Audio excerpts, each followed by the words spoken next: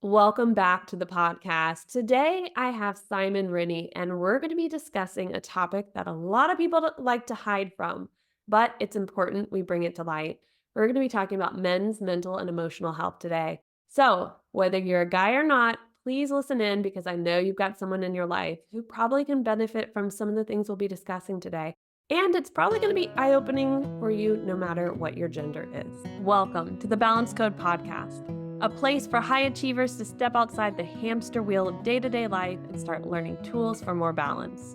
I'm your host, Katie Russler, and I will be guiding you on this journey of discovering your balance code. So, Simon, thank you for being here. I'm excited to just get into this, to get really raw with it and honest about what's going on in the world. You are on the opposite end of the world from me. And I'd love for you to introduce yourself, share a little bit about what you do, and then we'll dive into this topic. Yeah, absolutely, Katie. Thanks so much for having me on the show. For anyone who's not familiar with the accent, I am in Australia. I'm on the east coast of Australia in a place called the Sunshine Coast. I'm a social worker. I'm a men's therapist, so I specialize in men's therapy.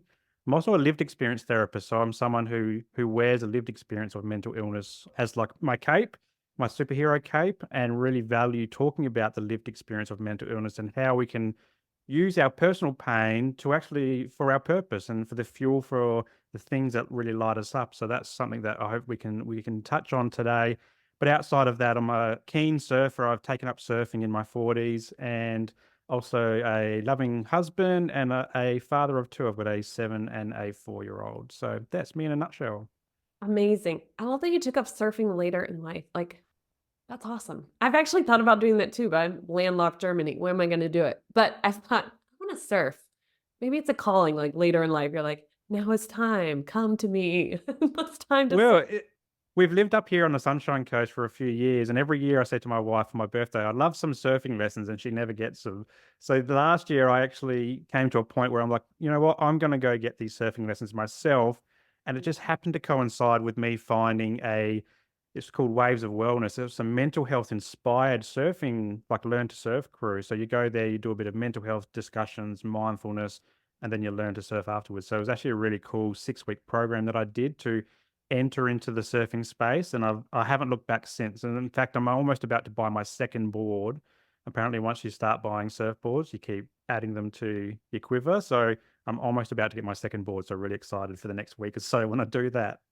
Congratulations. That's awesome. Okay, so I'm glad that you shared that really with surfing you found like a wellness group with it. Let's dive into men's mental and emotional health. And I think we just start at ground zero. So, why is this even a topic we need to talk about, Simon? Like culturally around the world, why do we need to talk about this more? Well, a lot of my inspiration for even talking about and working in this space comes from my own lived experience. So from 8 to 28 undiagnosed obsessive compulsive disorders, depression, anxiety. When I was in my teens, discovered alcohol. So I used that for 25 years to feel normal and slow the brain and all that type of stuff. And then in 2020, I experienced burnout as well. So mental health conditions have been a big part of my life. But for a big part of my life, like so many men out there, they really do struggle to talk about it. In fact, my mental health conditions remain undiagnosed because I didn't know how to talk about it. There was no words for, hey, let's talk about my mental health growing up in the 80s, 90s, and 90s. It was something that we didn't talk about. And so many men find themselves in this position. And so I created the therapy clinic because I wanted to essentially be the guy for other guys that I never had growing up. Someone who men can come and talk to me, they can open up, they can share about absolutely anything, and they would be met with open arms, a safe space to talk, guidance or tips or tools or strategies that I've used in my personal therapy sessions to maybe help them work through anxiety, depression, anger management, substance abuse, whatever it is that's working for them, and really do it in a way that also destigmatizes this notion of going into therapy. And so I do it a little bit differently in the sense that I don't really work in a clinic. I work outdoors and on the beach. Love to do it on a surfboard one day, watch this space, but out driving around in the car, grabbing coffee and really making it accessible for guys because guys don't really like to go into a clinic that's, four walls and open up and talk to a complete stranger. And so I do all these things in the way that I hope encourages guys to come in and start sharing. And the reason it's important is A, because it heals me in my mental health journey, but also if we look at data, from a mental health a lens, I could say, in Australia, I think it's 7.6 deaths by suicide every day. So there's 9 by day in Australia. So 7.6 are male. And I think though, like, so it's about 75, 80% are male. I think the statistics are very similar in Europe and the US as well in terms of the percentage. But also extending that to family and domestic violence data in Australia, I think the research indicates that something like 90% of victims of family and domestic violence report that the male is a perpetrator. So what that tells me, both those sets of data, is that males do struggle to talk about stuff, and they might wait until it's too late to talk about things when they've already become the volcano and blown up and maybe done some violence or hurt themselves or whatever, and then often it's too late. And so I want to kind of bring that data back and make it more normal for guys to actually access a mental health service or disability service, which is also the work that I do too. Just because I know from personal pain and my history of how hard it was, but also I know how easy it gets the more and more you talk about it as well. Absolutely. I love that you have catered the way that you work with men to truly what they need, because when we look at the research on testosterone and adrenaline, and when you start talking about things that have happened to you, the surge happens, right? Like the like, oh, and you feel it. They need to be moving. Like Mm, not to be they men, but like we all do, but ultimately men especially because their bodies take longer to process the testosterone and the adrenaline if we're not creating the space to do it in safe ways. So you're going, "Hey, I know how you work. Let's move. Let's walk. yeah. Let's, have a coffee together. Let's do something so you're not in a confined space that will add to the anxiety you already feel." And Find it's what works. side by side as well, so we're not eyeballing each other from across the room. We're Yes. side by side, whether it's in the car, whether it's on the footpath or on the beach, wherever it is. And so it's kind of it removes those awkward, moments where do I put my eyes? What do I do with my face? What do I do with my body? Because we're just going side by side. And that also, I guess, takes away the power or the power dynamics in the therapy rooms of like me being the therapist and them being the client. So I like to look at it more of we're just two guys having a chat. And then Yeah. whatever comes from it, comes from it. But we don't have to call it therapy. We don't have to call it coaching or counseling or whatever. It's just two blokes having a chat. And the guys really draw into that. They love that because it just, like, as I said before, it destigmatizes this notion of what it means to be in therapy. Yes, definitely. Now, we've kind of started getting into the trees of it. Let's look at the forest. I'm going to ask a question. I don't even have the answer to this. And I want to see, as a male, what comes up for you. Who has it served that men have struggled with mental health and emotional health and had to suck it up, be strong, and move on? Does that question make sense? I'm going to say no. Like, what? Okay. Rephrase the question. Yeah, I'd Oh, like to no hear this problem. again. Yeah. I believe that certain ways things, quote, work in our world serve someone, serve something, and that's why they've stayed that way. And I'm just wondering when it comes to men having the safe space to open up, to have their emotional and mental health come to the forefront, because it's always playing along. Like you said, there's the anger, there's the aggression, there's the addiction, it comes up. But who has it served around the world that men have had to be the tough, suck it up, move forward species, I guess we'll say. Yeah. It's interesting you brought this up because I don't usually talk on patriarchy. It's not something that I do usually talk about, but I was talking about it in a podcast earlier today, and I think it kind of links in with that. So I often talk about the social constructs of what it means to be a boy or a man. So when we're born, our kids, there usually we have a pink t-shirt for our daughters and a blue t-shirt for our boys. And there's not much other choices either. Like the pink one's got princesses on it and unicorns. The blue ones might have like, I don't know, army trucks on it or something like masculine. So from birth, it's we're constructed to be and feel and act in a certain way. And for me, that was the case in the 80s.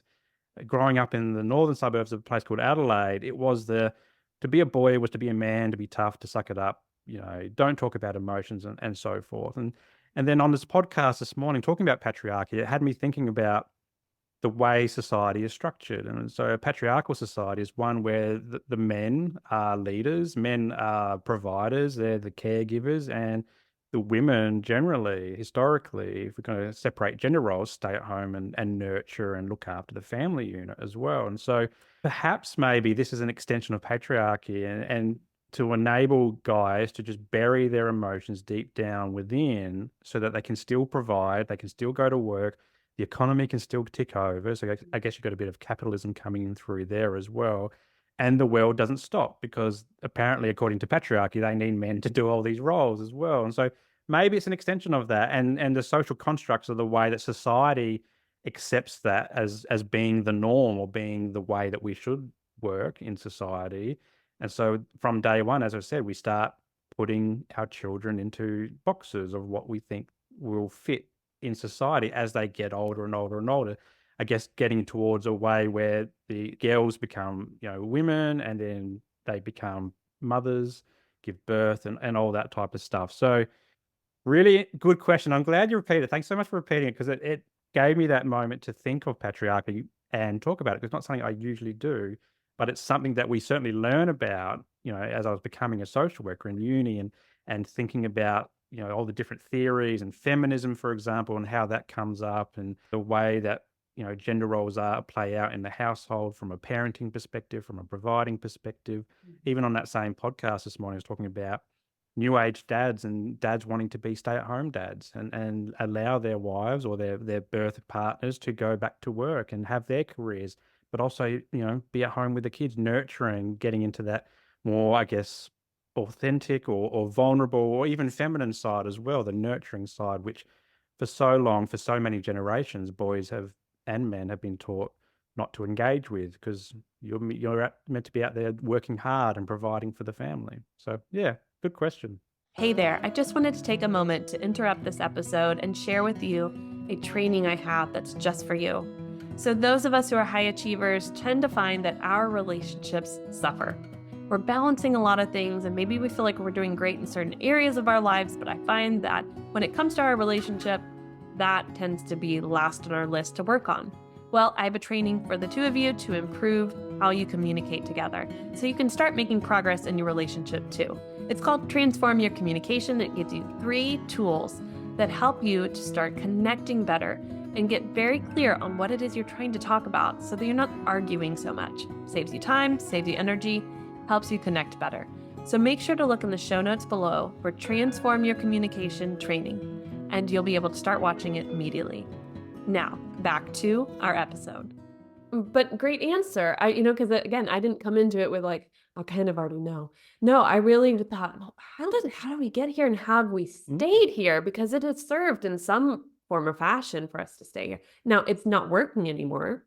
Coming from America and seeing the gun violence rate in schools and knowing what gender is primarily in charge of that, right? I think, okay, well, this is not working. But it's important for us to kind of ask these types of questions. Why is it still here? How was it created? Who is it serving? And the patriarchy is something, yeah, I mean, that also, you brought up capitalism. If we think about the Industrial Revolution and how that impacted women, we know how it impacted men, right? Jobs and here and this. But for women, it became high society to be frail and skinny. That was the mm, time where the woman went from, you got some meat on your bones and you can help work to frail and skinny because it looked good for the man to have a woman like that and show, I have so much money, she doesn't even have to work. Look, she mm, faints when she tries to do anything. Right? So from a sociologist standpoint, it's like, that's why that type of body type started to happen and that, and how have we grown from that and how have we not? So all of that, I think it's fascinating. So let's get in now to men's mental health and emotional health. The men who are listening are those who care about the men in their lives. Yes, I did just push that dagger in a little bit. I know you care about the men in your life and whoever you are. What did we start to do to change the course, the direction we're going when it comes to men being able to open up about their mental health or even be aware? Maybe we start with awareness. How do we start to change that? discussions exactly like this, highlighting men's mental health as a topic for discussion. Whenever I talk about men's mental health, and you often think about people who niche down in certain areas, or they want to talk about mental health or women's health, children's health. Men's health is something that doesn't get really a highlight on, and I think part of that, and a part of a lot of the reason why a lot of guys don't want to come into this space and talk about this stuff is that fear of, because I guess if we think about patriarchy, for example, men are the privileged ones. You know, I'm white, I'm middle class, I'm a social worker, I have access to good healthcare, good, education. I live in a very safe space. So technically, on paper, I am the privileged white guy that shouldn't be giving voice to topics, but at the same time, I'm in a position where I can talk about men's mental health and men's health because it's not something that men are comfortable doing, because I think a lot feel like they're going to be shot down and say, "Well, you don't deserve to have a voice because you already have the voice," if that makes sense. That's a bit of social worker coming out of me. But but I think that's a starting point, is recognizing that this is a topic that we should be having a discussion about on all sorts of platforms, whether it's a podcast, whether it's TV, whether it's radio, or whether it's in your social circles as well. And also recognizing that we can do it differently to what we've done historically. So historically, guys, if they do need to chat, would go to the pub, have a few beers, get on the gas, might get drunk, and kind of dust it off. That was their way of processing stuff. That doesn't really work anymore. I think a lot of guys are starting to wake up to the fact that alcohol is a depressant. And Yeah. this was exactly my case, the last few years. For 25 years, I used alcohol as a way to suppress my emotions, to numb everything, to feel normal. But over the last, say, 12 months, I've recognized that, yes, it's a depressant. I'm a therapist, so I should know better. And in fact, I tell my clients that you shouldn't be drinking as much alcohol, but I was doing the opposite. But it really needed to come from within and go, I needed to look at myself and going, this is not serving me anymore. I need to find different ways to be able to process the stuff that comes up for me. And so giving alcohol away was one big thing for me, or going into therapy at 28 was a big thing for me. Starting to almost let the guard down and go, you know what? I'm not this strong man that society paints me as, even the strong man that I've painted myself as by wearing this mask of mental health really well and really tightly. I'm actually someone who's softer, who wants to be vulnerable, who wants to be authentic, who wants to be heard and listened to. And I want to cry. I want to share all that stuff. And there's so many guys who want to do that stuff. So I guess it's first, it's having these discussions, but then second, recognizing that we can go a different way. We don't have to stay on the well-trodden path of generations prior. And then the last one is planting seeds. So we're having these discussions, and we're encouraging guys to get emotional or to think differently or to change behaviors. But the last one is certainly planting seeds. And most people that ring my clinic are women, and they're ringing for their husband or their boyfriend or their father or their son or their brother or just a guy that they know. And so one of the most common questions I get asked is, Simon, how do I get him into therapy? And I Mm. say, well, you can't. You've got to plant seeds. And so put on a podcast about men's mental health, or put on a TV show about men's mental health, or throw a book in front of him and say, oh, I've read this book. It was really cool. It's about a guy sharing his story or something like that. And I think guys get a lot of encouragement from that. They see other guys doing it. We're a bit like sheep. And so when we see other people doing it, we kind of gravitate that way and think, oh, if he's doing it and he's okay, like maybe I can do the same as well. So planting seeds is the best way, encouraging conversations around mental health, challenging things like alcohol consumption or misuse or drugs or addiction, any other addiction as well. And also being ready, I guess, for what's going to come back. It's saying, we have a day in Australia called Are You OK Day every October. I like to say every day is an Are You OK Day. But if you are asking, Are you okay, to this guy in the world, maybe if they say that they're not okay, yeah, just knowing what you're going to do next, which is a very tricky thing to do. And I'm not saying to anybody become an instant therapist. It might be just holding space, being quiet, not offering a fix, just letting them share. And then if you can help, great. But if you can't help, just diverting to someone who can, whether it's a GP, a therapist, if it's a coach or whoever it is, a teacher if they're at school, someone who is trained to help if you're maybe in above your head in a mental health discussion. You gave so many good nuggets of wisdom. I hope people will rewind and write those down.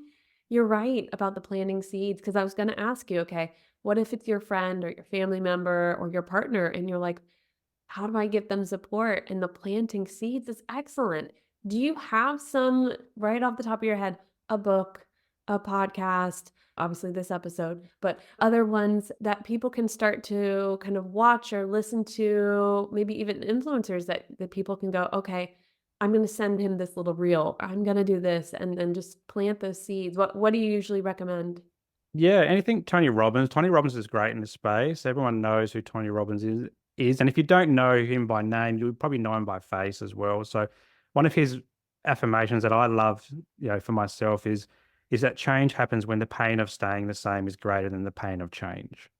So it's that light bulb moment recognizing, you know what, I can't drink anymore or I can't bottle it up anymore. So he's often a great one because he's so accessible with his content. But there's another one, a book, I'm not sure if I'm allowed to swear, but it's The Subtle Art of Not Giving a F. That's by, I think it's Mark Manson. It's a Yep. fantastic book around managing your anxiety and it's a very easy read. It's easy to read. You read it within a couple of weeks. And I'm a slow reader, so that's like saying something. But it is a great way of just recognizing who cares what other people think. All that matters in the world is how we're processing it, how we're looking at the world as well. That book's available pretty much worldwide, both in hard copy. I think it's also probably an audio book as well. And then there's a second backup to that. There's like a journal that you can do as well, where you can go through some exercises on just not giving an F, and just living life the way that you want to. And I think those tools, so Mark Manson and Tony Robbins, would be a great place to start. But yeah, this podcast, the Mindful Men podcast, which is my podcast, there's so much around and it's free. It's easily accessible. I put my podcast on when I'm walking around the block or going to the gym or going for a drive or whatever. So you can do it like I do, and nobody has to know what you're listening to. Right. You can get into the self-help stuff and learn a lot about yourself in the process. We really love the subtle art of not giving a in this house. In fact, I had to read chapter 8 to have a discussion with my husband, and he's like, "I need to read chapter 8, and then we need to talk it out." And it was really good. It was you will find if you're in a relationship where mental health or emotional health are, you know, in the theme, and I'm a therapist, my husband's an entrepreneur, we both have our own struggles. It was such a wonderful tool for discussion by reading a chapter together and then being like, "What do you think? Well, what do you think? How do you find this playing out in your life? "Oh, okay, well, how do you find you playing?" It absolutely wonderful. Yes, yes, yes, yes, I can support that, and definitely listening to your podcast as well. Before we wrap up, I wanna do one last thing. Let's say somebody is listening and they're like, "Okay, this is like the 20th sign from the universe this week alone that I need to go and get support, but I don't know who to talk to." How do you talk with the men about finding the right person for them? Because I know I would talk about it, but I want to hear from you. How do you help them understand the process of finding the right fit? Yeah, this is a great question because there's different avenues you can take depending on what your situation is. So the first one is if maybe you just got a friend or a family member who's just got a really good head on their shoulders, who's someone who's okay to talk about this deepest, darkest stuff. Start there and just start telling the story. Wherever the story is, people think they need to have it all sorted out before they tell it. Just tell it as it's happening in your head and go from there. And if they can have sometimes have a good response, so they might be really supportive and you get a lot of comfort out of that. Or it might not work so well as well. And you think, oh, what have I just done? I've just opened up a can of worms. But that's actually good. Once we've got the lid off the can, we can start to process the stuff underneath. The next step, I think, this is probably applicable worldwide as well, is just going to see your local doctor and having a good chat with your doctor. Now, when you're doing this, I always say before you go to see your doctor, just suss them out to see if they like to hear about mental health, if they're mental health practitioners. So I've got two doctors, right? I've got a family doctor and then I've got a mental health doctor. So when I've got a mental health situation, I'll go speak to my mental health GP. When I've just got the general family stuff, like the kids being sick and now I'm sick and then this sickness never ends, that's the other doctor as well. So that's really important because when I go see my family doctor about my mental health, I don't feel like I get the level of care that I do from my mental health one. And the reason I know that one's a mental health one and one's a family doctor, I just went to the website for my practice and I looked at all the doctors and they say, oh, I'm Joe Blogs and I like to talk about men's health or men's mental health. And I'm Joe Blogs, I like to talk about family health. So that's a really easy way to do it, to find a mental health interested doctor. And then from there, depending on where you are in the world, they can navigate you through whether it's a public or a private health system around accessing therapy. So in Australia, for example, we've got the mental health care plans, which is subsidised mental health care, visits to a psychologist, counsellor, or a mental health social worker. And then they can make a referral to one of those practitioners. And so they can then handball you over to one of them, and then you continue your therapy journey through that kind of process. Outside of that, you might have private health insurance. So you might have a private health provider that you can access, therapy through that. You don't need to go through your GP for that, but it's always good to start with a GP because they also might talk about things like medication or just other general self-care things like how you're eating, how you're sleeping, are you drinking too much or taking drugs, are you exercising, are you getting enough vitamin D, all the basic self-care stuff. So start with your family and friend, then progress maybe to your GP, and then that might progress to a therapist. Now, the therapist as well, it's also relevant to look them up on their website or give them a call and say, "Hey, I've got this kind of situation. Are you experiencing that?" So an example of that, so I live with obsessive compulsive disorder, and a few years ago I wanted to find a therapist who specialized in OCD. Finding them are very hard in Australia, and so I had to look at different websites from a whole different range of practitioners, and I even had to call a few practices because even though on the website it says they do a OCD, I really wanted to know how experienced they were with OCD.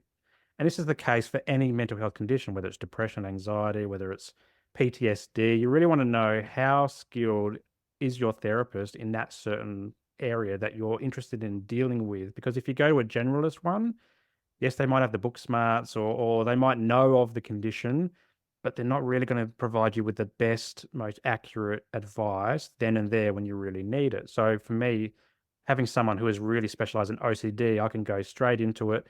I knew that they were skilled. I knew they had the tools, and I can get back into my homework afterwards really quickly. Whereas I've been to generalist ones, you kind of fluff around and they kind of touch on things, but maybe there's the tools that they give you aren't appropriate for your specific need. And so that's the easiest way to find a therapist. But then just noticing, and same with your GP, noticing it might take you a few goes to find the right fit because then personality comes into it.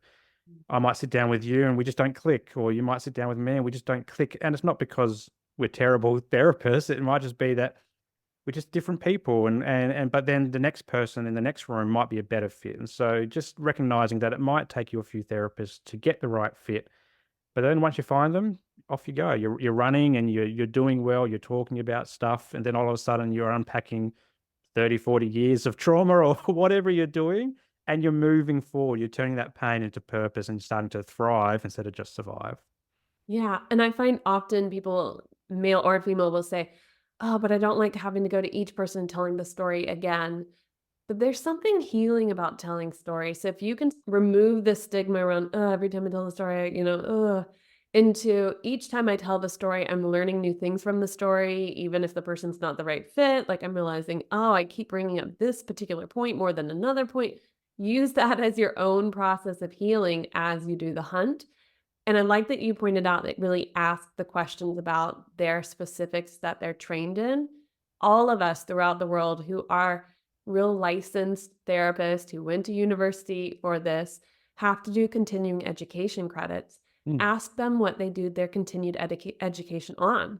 What are the topics you tend to do? Is it anxiety based or is it more depression based? Is it more trauma based or is it more marriage and family, right? Exactly like you're pointing out. Just find out more about them before you even have to start to tell the story, right? And then yeah. you were like, "Oh, okay, I already know this is gonna be a good fit." Well, Simon, this has been wonderful, and I know that people are going to wanna connect with you. They're gonna wanna find your podcast and ask you questions. What's the best way for them to find you? Yeah, so just a website is probably the easiest way. So it's www.mindful-men.com.au.